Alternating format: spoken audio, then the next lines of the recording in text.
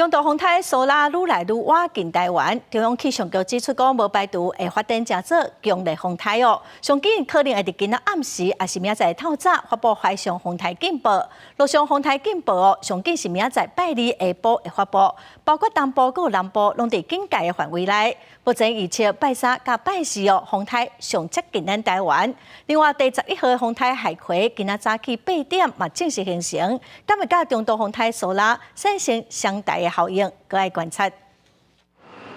迎接拜二上班上课，台北也无受苏拉风台影响，依然是真好的天气。不过气象局表示，因为苏拉豆豆接近台湾，上紧今暗时或者是明仔透早发布海警，陆警上紧明仔下晡发布，尤其是这几个县市拢在警戒范围。花东地区或者是南部，甚至南部的山区，下雨的情况也有可能要注意有豪雨等级以上的降雨。越接近它的地方，风力相对是强的，其他地方就是感受到风力，但是没有到那么强烈。那除此之外，金马虽然距离很远，但是因为小道效应的影响，所以风力是比较偏强的。金马地区、沿海地区也要注意强风的情形。气象局表示，以目前预测来看，虽然苏拉的风台中心点未确定落地，不过要注意风台暴风圈也有外围环流，会在拜三甲拜四影响东半部甲南部地区，有可能出现局部大雨或者是大水雨。